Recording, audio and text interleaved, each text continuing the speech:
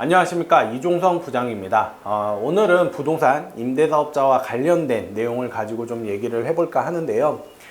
지난 5월에 출범했었던 부동산 이제 민주당 부동산 특위가 이제 5월 말쯤 해서 향후 이런 부동산에 대해서 개편안을 추진을 하겠다라는 내용을 가지고 발표를 했었던 내용이다. 이 부분에 대해서는 그 내용이다 보실 수가 있는데요. 5월 달에 발표했었던 이 내용을 현재 이제 전면 추진하던 거를 이제 다시 백지화시키고 다시 기존 현행을 유지하는 쪽으로 가겠다라는 게 이제 이번 뉴스의 최대 큰 이슈다라고 보실 수가 있어요. 이 개편안을 추진했었던 내용을 좀 살펴보면요.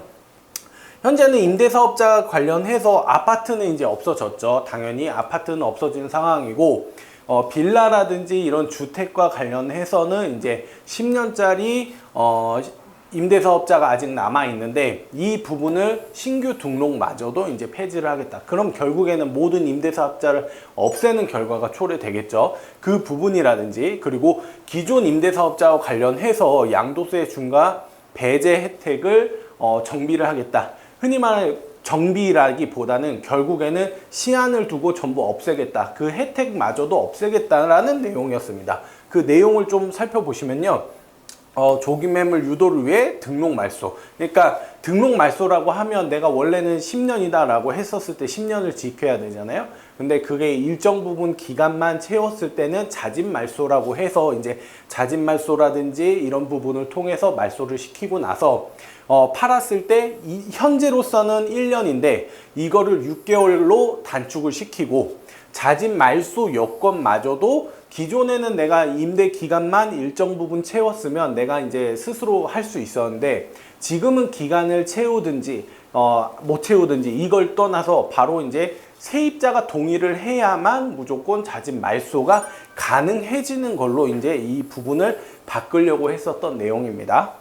뭐 재산세라든지 양도세, 뭐 종부세와 관련해서는 뭐 제일 큰 부분이라고 하면 뭐 당장은 우리가 이제 체감을 못하는 부분이기 때문에 사실 이 부분들이 제일 중요한 내용이었었고, 우리 뭐 장기보유 특별공제 같은 경우는 이것도 얘기를 저번에 한번 다뤘었지만, 기존에 5억 같은 경우는 기존 현행대로 최대 40%를 유지를 하지만 뭐 내가 시세 차익이 위로 올라간다 라고 했었을 때는 우리가 볼 수 있는 혜택 요율은 점점 내려간다 라고 보실 수가 있어요. 이런 부분들을 전면 개편하겠다 라는 내용이다 라고 보실 수가 있어요.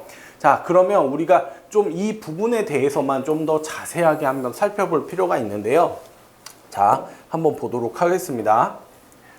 우리가 결국에는 임대사업자를 함에 있어서 임대사업자를 활용하고 일정 기간을 채우고 나중에 팔았을 때 그거에 대한 시세 차익을 노린다든지 그런 부분에 있어서 우리가 투자를 진행을 했었는데, 현행을 좀 살펴보면 현행 같은 경우는 자동 말소, 그러니까 우리가 기간을 전부 채웠을 때의 얘기입니다.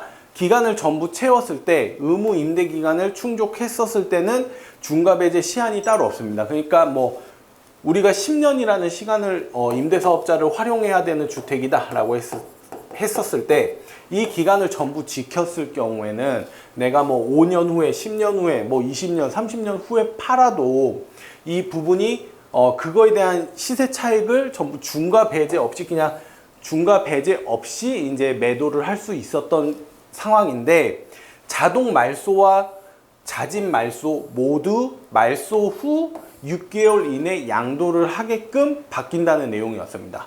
자, 그러면 우리가 자동 말소가 된 시점, 그리고 자진 말소 되는 과정에 있어서 현행과 관련해서는 임대 기간을 일정 부분 충족시키면 50% 이상을 충족시켰을 경우에는 자진 말소가 스스로 가능하고, 그리고 자진 말소 이후에 1년 안에만 양도를 하면 기존의 혜택들은 유지가 됐었기 때문에 내가 이제 뭐 쭉 집을 가지고 가고 있다가 좀 매도를 해야 되는 시점이 왔다, 아니면 내가 매도를 해야 되는 상황이다 라고 했었을 때 천천히 이제 다음 매수자를 찾거나 내가 이제 매도할 상대를 찾으면서 물건을 올려놓는다든지 했었을 때 다음 매수자가 나타났을 때 이거를 기간만 잘 채워놓은 상황이라고 하면 말소를 하고 매도를 하면 일정 부분 혜택을 보실 수가 있었던 상황이잖아요.